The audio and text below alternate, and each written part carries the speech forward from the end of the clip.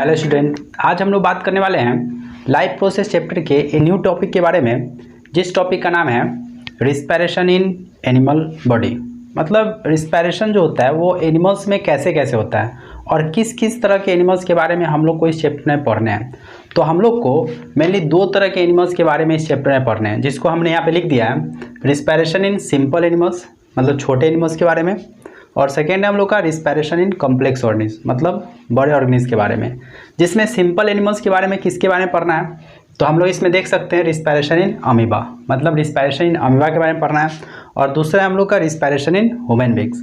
जैसे हम लोग न्यूट्रिशन चैप्टर में भी पढ़े थे और न्यूट्रिशन टॉपिक में भी पढ़े थे कि हम लोग को रिस्पायरेशन जो पढ़ने थे वो न्यूट्रिशन इन दो में पढ़ने थे, जिसमें पहला था न्यूट्रिशन इन अमीबा था और जो दूसरा था वो न्यूट्रिशन इन ह्यूमन बींग्स था। तो सेम उसी तरीक़ा से हम लोग को एग्जाम में जो आने वाला क्वेश्चन वो 2 पॉइंट से आएगा।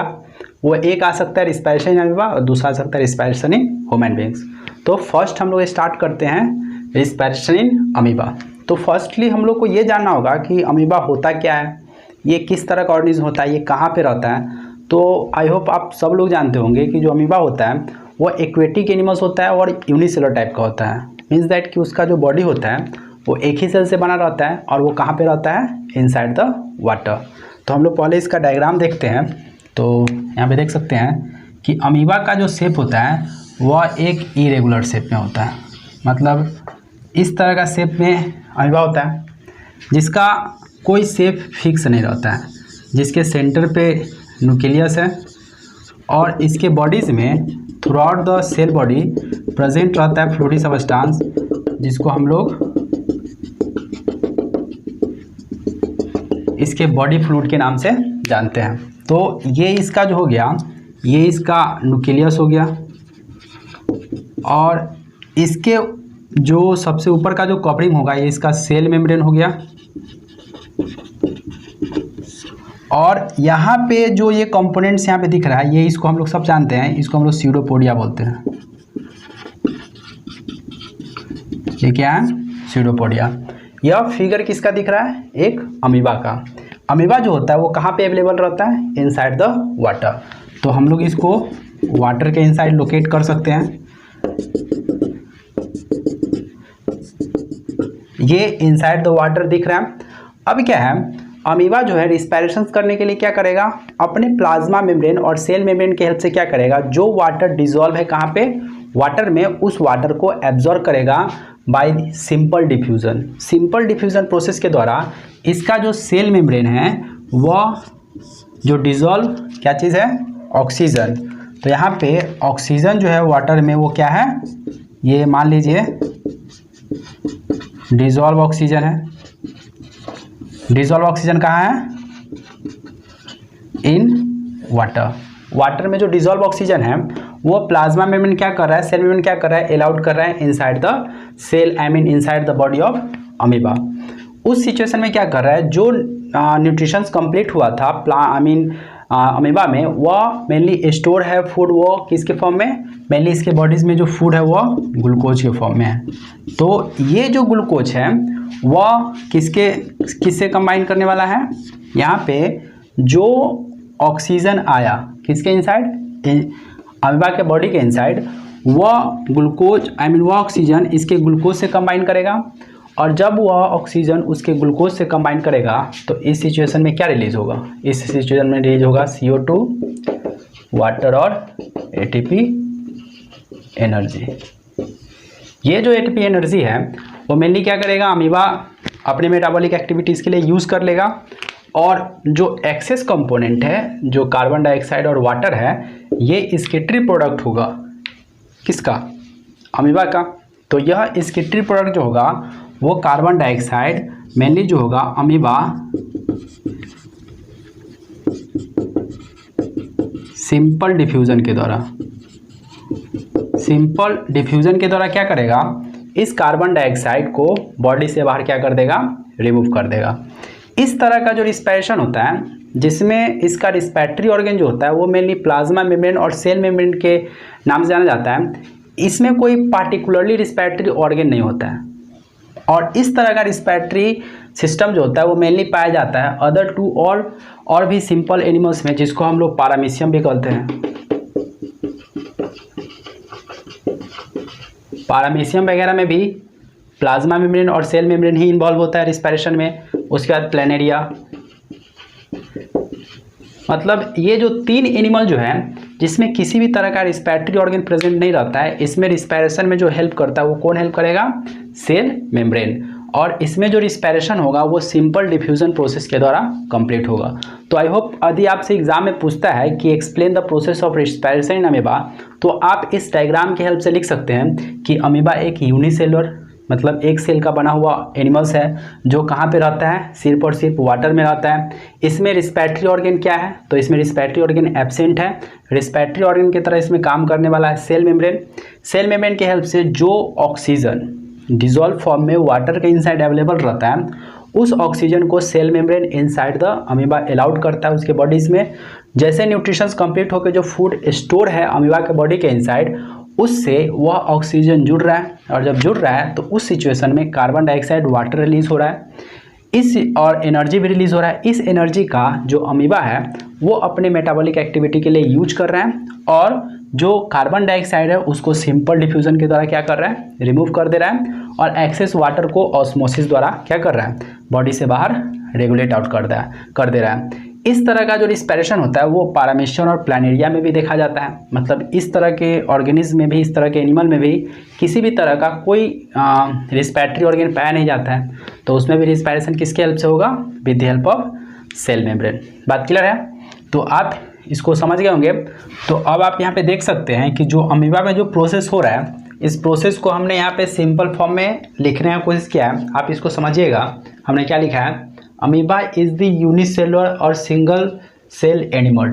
मतलब कि अभी हम शुरू में बता दिए थे कि जो अमीबा है वह एक यूनिसेलुलर और सिंगल सेल टाइप का एनिमल है।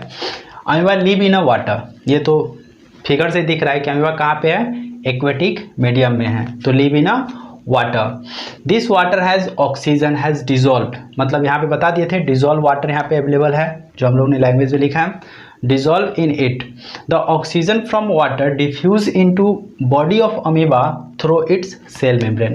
तो यहाँ पे हमने शुरू में बता दिया था कि जो ऑक्सीजन डिजॉल्व फॉर्म में है वह अमीबा के बॉडी के इनसाइड किसके हेल्प से जा रहा है? सेल मेम्ब्रेन के हेल्प से जा रहा है। क्लियर है? उसके बाद this oxygen use for respiration, तो ये जो ऑक्सीजन है ये रिस्पायरेशन के लिए यूज़ होगा। तो इसमें जो पहले से क्या था? ग्लूकोज, इससे रिस्पायरेशन के लिए ऑक्सीजन यूज़ कर रहा है, तो इस समय क्या रिलीज होगा? CO2, वाटर और ATP एनर्जी। ATP एनर्जी का यूज़ कर लेगा। तो यहाँ पे है respirations and producing carbon dioxide gas diffuse throughout the cell membrane of the amoeba into surrounding water. मतलब जो यहाँ पे कार्बन डाइऑक्साइड प्रोड्यूस हुआ है उस कार्बन डाइऑक्साइड को कहाँ रिलीज कर दिया जाता है? अपने सराउंडिंग जो वाटर बॉडीज में जहाँ रह रहा है उसी में क्या कर दिया जाएगा? वाटर को डिफ्यूज कर दिया जाएगा। किसके हेल्प से? तो यहाँ पे भी सेल मेम्ब्रेन की हेल्प से। बात क्लियर है? तो अमीबा का यदि आपसे डायग्राम के साथ एक्सप्लेनेशन एग्जाम में पूछा जाता है तो आप इजी फॉर्म में एक डायग्राम बना दीजिएगा सिंपल, और ये सारा प्रोसेस आप लिख दीजिएगा, जिसमें आपका ये पता चल जाएगा कि अमीबा किस तरह का ऑर्गेनिज्म होता है, कहाँ पे रहता है और कैसे कैसे यह रिस्पायरेशंस को कंप्लीट करता है। तो इतना प्रोसेस से आपका ये जो रिस्पायरेशन इन अमीबा जो टॉपिक हम लोग को पढ़ना था वो यहाँ पे कंप्लीट हो गया। अब हम लोग बात करने वाले हैं इसी में जो सेकेंड पार्ट था, वो सेकेंड पार्ट हम लोग का क्या था? Respiration in human beings. तो रिस्पायरेशन इन ह्यूमन बीइंग्स हम लोग स्टार्ट करते हैं। ये वाला पार्ट हो गया यहाँ पे हार्ट। हम लोग यहाँ पे एक डायग्राम देख सकते हैं ह्यूमन रिस्पायरेटरी सिस्टम का। ह्यूमन रिस्पायरेटरी सिस्टम के डायग्राम से पहले हम लोग ये समझेंगे कि ये ह्यूमन रिस्पायरेटरी सिस्टम का जो स्ट्रक्चर होता है वो किस तरह का होता है। इसको समझने के लिए आप इसको अपने आप पे फील कीजिएगा कि ये कैसे कैसे हम लोग के बॉडीज़ के इनसाइड जो होता है वो लोकेटेड रहता है। रिस्पायरेटरी सिस्टम जो है वो स्टार्ट होता है हम लोग के नेसल पैसेज से, जो यहाँ पे नेसल पैसेज है यहाँ से स्टार्ट होता है, और नेसल पैसेज में हम लोग का fine hair like projection present रहता है जिसको हम लोग सिलिएटेड एपिथेलियम टिश्यू बोलते हैं। क्लियर है? यहाँ से एक ट्यूबुलर स्ट्रक्चर निकलता है, जो ट्यूबुलर स्ट्रक्चर के पार्टिकुलर पॉइंट्स पे जाने के बाद एक छोटा सा पॉइंट होता है जिसको हम बोलते हैं एपिग्लोटिस। एपिग्लोटिस का काम जो होता है वो काम होता है कि वह फूड को मेनली जो होता है वह ट्रैकिया में आने नहीं देता है। उसका मेन काम होता है प्रिवेंटिंग ऑफ या mixing of food with air, मतलब कि वो फूड और एयर को मेनली जो होता है मिक्स होने नहीं देता है। तो यहाँ पे देख सकते हैं एपिग्लोटिस, ये सारा पॉइंट्स हम लोग देखेंगे। उसके बाद एक ट्यूबुलर स्ट्रक्चर यहाँ से स्टार्ट होता है जिसको हम लोग ट्रैकिया बोलते हैं। ट्रैकिया के ऊपर एक कार्टिलेज रिंग रहता है, क्लियर है। और कार्टिलेज रिंग के नीचे हम लोग जब नीचे आते हैं तो हम लोग का जो ट्रैकिया है वो दो भाग में बढ़ जाता है, जिसको हम लोग बोलते हैं ब्रोंकस। उसके बाद वो ब्रोंकस जो है वो लंग्स के अंदर एंटर करता है और स्मॉल छोटा छोटा ब्रांच लाइक स्ट्रक्चर में कन्वर्ट हो जाता है, जिसको हम लोग ब्रोंकियोली के नाम से जानते हैं। और उसी के ऊपर सैक लाइक स्ट्रक्चर प्रेजेंट रहता है जिसको हम लोग एल्विलाई बोलते हैं। ये सारे पार्ट्स हमारे बॉडीज के अंदर कैसे कैसे लोकेट है उसको यहाँ के फिगर के हिसाब से आप समझ सकते हैं। जैसे हम लोग के यहाँ पे भी देख सकते हैं नेसल पैसेज, मतलब नेसल यहाँ पे नोज, और नोज से स्टार्ट हुआ ये एक पैसेज, इसी को हम लोग नेसल पैसेज से बोले हैं। नोज से स्टार्ट होता है, इसी के ऊपर हमने एक छोटा छोटा हेयर लाइक प्रोजेक्शन दिखाया है जिसको हमने लिखा है सिलिएटेड एपिथेलियम टिश्यू, जो हेयर का स्ट्रक्चर रहता है। इसके बाद ये नेसल पैसेज जो है यहाँ से होके आता है और इस पॉइंट से हम लोग का जो ये पॉइंट दिख रहा है, ये वाला पॉइंट हम लोग का होता है ऑसोफेगस का, जो आप सब जानते होंगे। ऑसोफेगस जो था वो हम लोग का फूड पाइप था। तो यहाँ पे ये हम लोग का ऑसोफेगस हो गया। यहाँ से फूड पाइप सेपरेट हुआ, एयर पाइप सेपरेट हुआ। तो हम लोग फूड पाइप तो पढ़ चुके हैं ह्यूमन डाइजेस्टिव सिस्टम में। उसके बाद यहाँ पे आप देख सकते हैं एपिग्लोटिस। एपिग्लोटिस जो होता है इसका मेन फंक्शन बहुत बार एग्जाम में आ जाता है कि what is the function of epiglottis. तो आप डायरेक्टली लिख सकते हैं कि एपिग्लोटिस जो है यह प्रिवेंट करता है entering of food inside the air path, and या फिर डायरेक्टली बोल सकते हैं entering of food inside the trachea. Trachea में फूड को आने से बचाता है, क्योंकि जो हम लोग फूड लेते हो तो माउथ से लेते हैं। यहाँ तक हम लोग का एयर पैसेज और जो हम लोग का फूड पाइप होता है दोनों सेम रहता है, लेकिन यहाँ से आने के बाद ये सेपरेट हो जाता है। इसमें हम लोग का ऑसोफेगस में हम लोग का फूड जाता है और इधर में हम लोग का एयर एंटर करता है। तो हम लोग इधर का पार्ट देखेंगे तो यहाँ से हम लोग का स्टार्ट होता है ट्रैकिया। तो ट्रैकिया एक ट्यूबुलर स्ट्रक्चर होता है जो यहाँ तक गया है। इसके ऊपर एक रिंग लाइक स्ट्रक्चर है, जिस रिंग लाइक स्ट्रक्चर को हम बोलते हैं कार्टिलेज रिंग। कार्टिलेज रिंग का फंक्शन यदि आपसे कोई पूछता है कि what is the function of cartilage ring, तो आप डायरेक्टली बता सकते हैं कि cartilage ring is responsible to prevent the collapsing of tracheal wall. क्योंकि जब हम लोग के बॉडी के अंदर जब एयर जाता है तो उसमें क्या होता है, कंट्रैक्शन, काफ़ी ज़्यादा कंपन क्रिएट होता है। तो जब कंपन क्रिएट होता है तो उस समय क्या होगा कि हम लोग का ट्रैकिया जो वॉल है वो कहीं कोलैप्स न कर जाए, इसके लिए कार्टिलेज रिंग जो है उसको अपने पोजिशन पर रखता है। तो कार्टिलेज रिंग का मेन फंक्शन हुआ कि यह प्रिवेंट किया क्या चीज़ में, कोलैप्सिंग ऑफ ट्रैकियल वॉल। उसके बाद ये ट्यूबुलर स्ट्रक्चर नीचे आके दो स्मॉल ब्रांच में स्ट्रक्चर में डिवाइड हो जाता है, जिस ब्रांच लाइक स्ट्रक्चर को हमने यहाँ पे लिखा है ब्रोंकस। ब्रोंकस का एक फंक्शन ये भी है कि यह दोनों लंग्स को आपस में कनेक्ट करता है। तो ब्रोंकस के फंक्शन में लिख सकते हैं connect both lungs to one another. यह दोनों लंग्स को आपस में क्या करता है, कनेक्ट करता है। और यहाँ से जो ऑक्सीजन ऊपर से आ रहा है, ये ऑक्सीजन क्या हुआ, दो भाग में डिवाइड हो गया। मतलब इधर भी O2 चला गया और इधर भी चला गया। मतलब हम लोग का एयर यहाँ से आया, सिलिएटेड एपिथेलियम टिश्यू की हेल्प से वो ऑक्सीजन फिल्टर हुआ, उसमें बहुत सारा डस्ट पार्टिकल वगैरह रहता है, वो फिल्टर हो जाता है। फिर यहाँ से आता है ऑसोफेगस में फूड चला जाता है। फिर यहाँ से एयर जो है वह ट्रैकिया की हेल्प से कहाँ आया, ब्रोंकस में। ब्रोंकस की हेल्प से दोनों भाग में डिवाइड हो गया और फाइनली ये लंग्स जो है वो इंटर किया कहाँ पे, लंग्स के इनसाइड। लंग्स के इनसाइड जब आया तो इसमें यह डिस्ट्रीब्यूट हुआ throughout the lungs with the help of bronchioles. यहाँ पे दिख रहा है ब्रोंकियोली जो होता है वो छोटा छोटा ब्रांच लाइक स्ट्रक्चर होता है, जिसका मेन फंक्शन है कि ऑक्सीजन को डिस्ट्रीब्यूट कर देना कहाँ पे, पूरे लंग्स के इनसाइड। लंग्स के इनसाइड जब हम लोग देखते हैं तो छोटा छोटा सैक लाइक स्ट्रक्चर प्रेजेंट रहता है, जिसको हम लोग क्या बोला, एल्विलाई। एल्विलाई जो है, इसको यदि हम लोग एक एल्विलाई को बड़ा करके देखें तो एल्विलाई का स्ट्रक्चर कुछ ऐसा होता है। इसके ऊपर एक टिश्यू जो रहता है वह डिपॉजिट रहता है, जिस टिश्यू को हम लोग बोलते हैं स्क्यूमस एपिथेलियम टिश्यू। क्या बोलते हैं,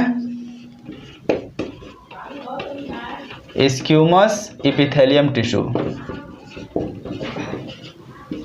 स्क्यूमस एपिथेलियम टिश्यू के रहने के कारण जो एल्विलाई है अपना प्रॉपर शेप को क्या कर पाता है, मेंटेन कर पाता है। बहुत बार क्या होता है कि बहुत सारे लोगों को क्या होता है, रिस्पिरेटरी प्रॉब्लम होना स्टार्ट हो जाता है। वो होता है ड्यू टू या फिर स्मोकिंग वगैरह के केस में, जब लोग एक्सेस अमाउंट में स्मोकिंग करते हैं तो उस समय जो हार्मफुल गैसेस होते हैं वह इसी वॉल को क्या कर देता है, ब्रेक कर देता है। तो स्क्यूमस एपिथेलियम टिश्यू का मेन फंक्शन होता है कि यह जो मेनली एल्विलाई का जो स्ट्रक्चर होता है उस एल्विलाई के स्ट्रक्चर को एकदम मेंटेन करके रखता है। ये सर्कुलर स्ट्रक्चर जो है, इस सर्कुलर स्ट्रक्चर में इसको मेंटेन रखता है। इसके बाद यहाँ से जो ऑक्सीजन है, जो ऊपर से आ रहा है ऑक्सीजन, यहाँ से जो ऑक्सीजन आ रहा है वो सारे ऑक्सीजन कहाँ पे स्टोर हो रहा है, एल्विलाई के अंदर। अब जो एल्विलाई के अंदर स्टोर हो रहा है तो यहाँ से स्टार्ट होगा क्या चीज़, ब्लड कैपिलरी। दोनों साइड से आप देख सकते हैं, मान लीजिए इधर से भी एल्विलाई है तो यहाँ से ही ब्लड कैपिलरी स्टार्ट होगा, जिसमें क्या फ्लो कर रहा है, ब्लड।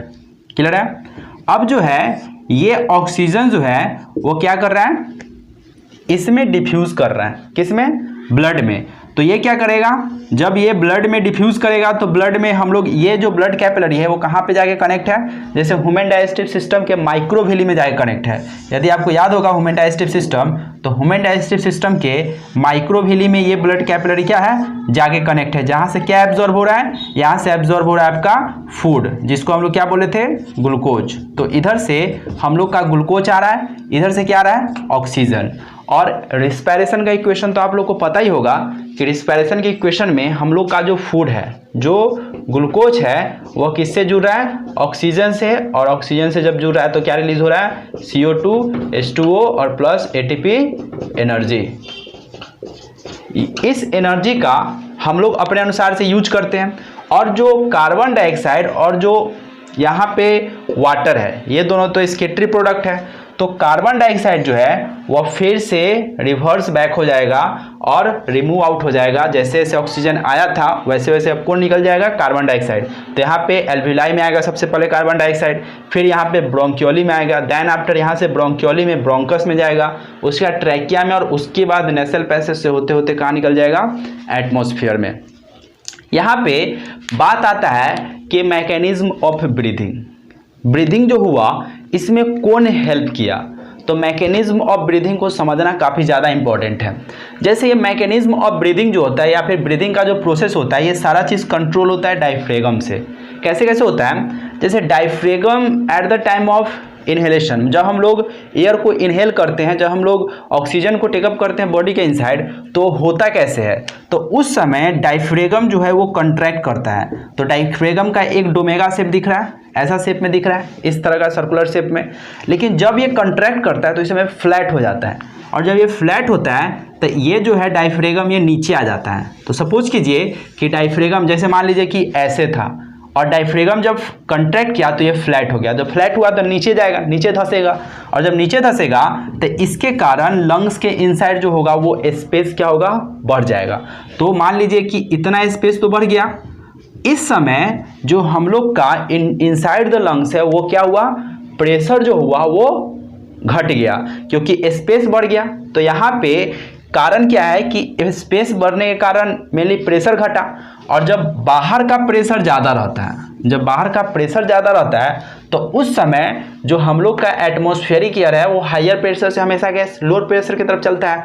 तो यहाँ पे प्रेशर घट गया है, बाहर प्रेशर ज़्यादा है, तो ये यहाँ से हाई प्रेशर से इनसाइड आता है। क्लियर है। और जिस समय हम लोग का रिस्पिरेशन कंप्लीट होता है और जिस समय ये रिलैक्स करता है, तो रिलैक्स किया तो फिर पहले ऐसे था फिर ऐसे हो गया, तो ऐसे था फिर ऐसे आ गया। तो इस शेप में जैसे ही आया तो फिर यहाँ का प्रेशर क्या हो गया, बढ़ गया। क्यों बढ़ा, क्योंकि यहाँ पे स्पेस घट गया।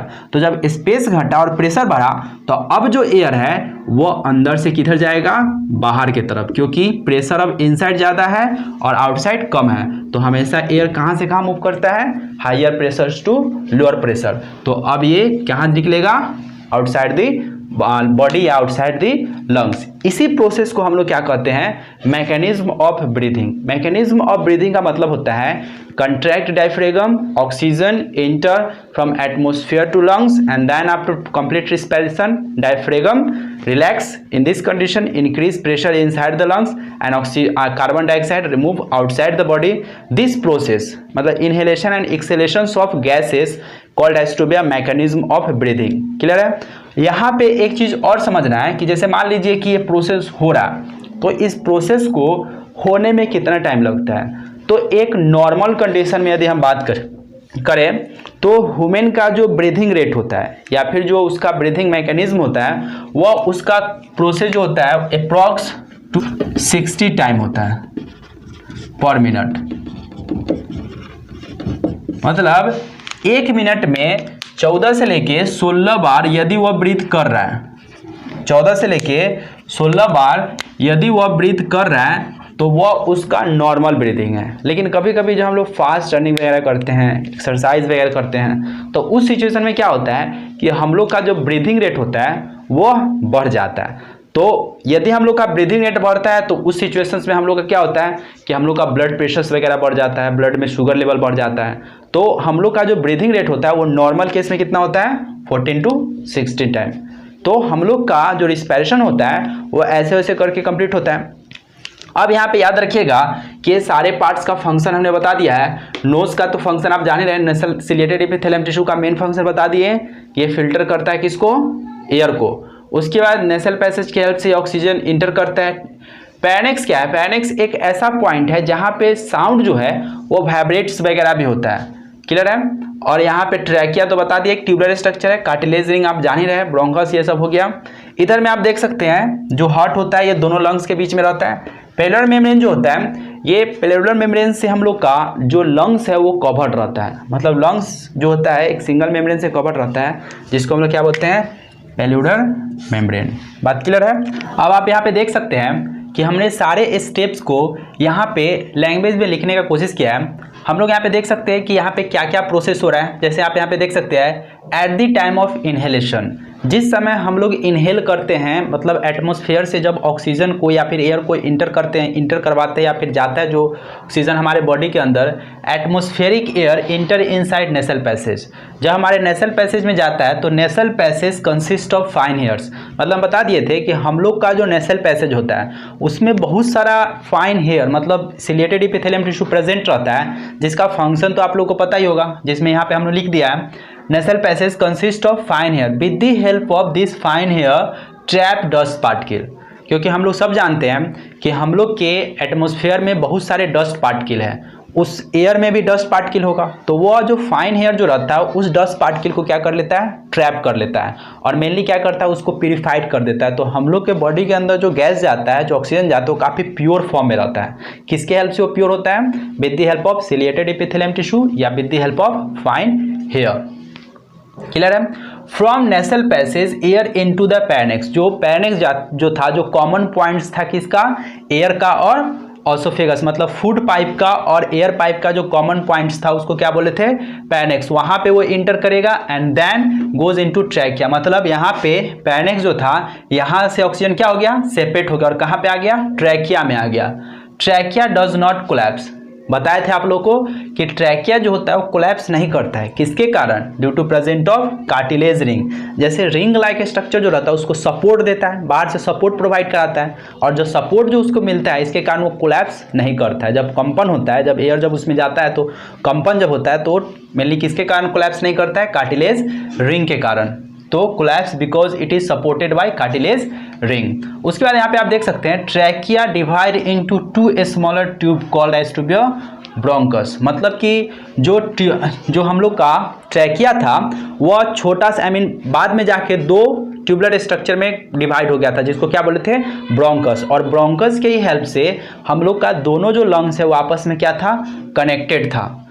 Bronchus, each bronchus divide into the lungs to form a large number of smaller tube called as to be bronchioles, मतलब कि जो ब्रोंकस था वो small small branch like structure में डिवाइड हो गया था, जिसको हम लोग क्या बोले थे, ब्रोंकियोली। उसके बाद the end of bronchioles have a tiny sac like structure, मतलब जो हम लोग का ब्रोंकियोली था उस पे छोटा छोटा सैक लाइक स्ट्रक्चर था, उसको हम लोग क्या बोलेंगे, एल्विलाई।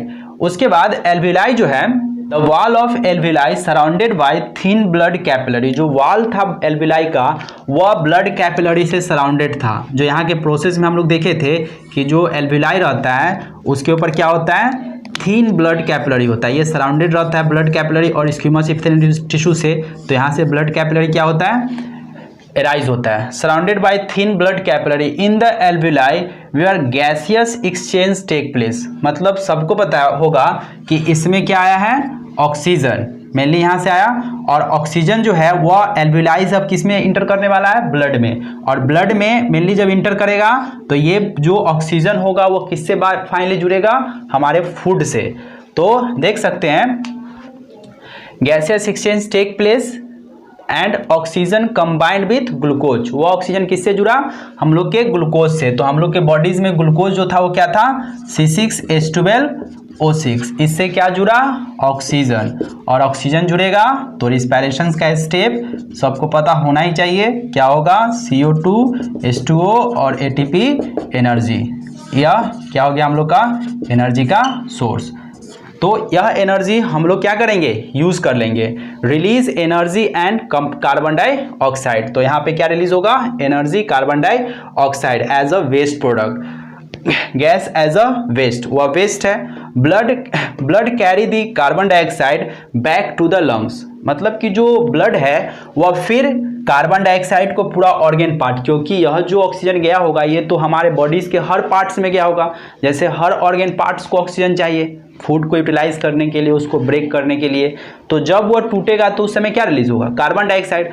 तो हर जगह से ब्लड जो है वो क्या लेके आ जाएगा, कार्बन डाइऑक्साइड को, और फिर किसको दे देगा, एल्विलाई को। तो वही यहाँ पे लिखा गया है कि blood carry the carbon dioxide back to the lungs, मतलब कि सब जगह यहाँ से डिस्ट्रीब्यूट हो जाएगा पूरा बॉडीज में। हम लोग का यहाँ जो लंग्स है, लंग्स हम लोग का ब्रेन में, लेग्स में, जहाँ भी लिम्स वगैरह में, जहाँ तक जो हम लोग का बॉडी जुड़ा है सब हम लोग के ब्लड कैपिलरी और ब्लड वेसल से जुड़ा है। तो सबको ऑक्सीजन ये ट्रांसपोर्ट कर देता है, सब ऑर्गेन पार्ट अपने अनुसार से फूड को ऑक्सीजन के प्रेजेंट में तोड़ लेता है। जब तोड़ता है तो सब क्या रिलीज करता है, कार्बन डाइऑक्साइड और वाटर और एनर्जी। एनर्जी का सब ऑर्गेन पार्ट अपने अनुसार से यूज कर लेगा, हर ऑर्गेन पार्ट का अपना अपना काम है तो उसके अनुसार से वो यूज करेगा।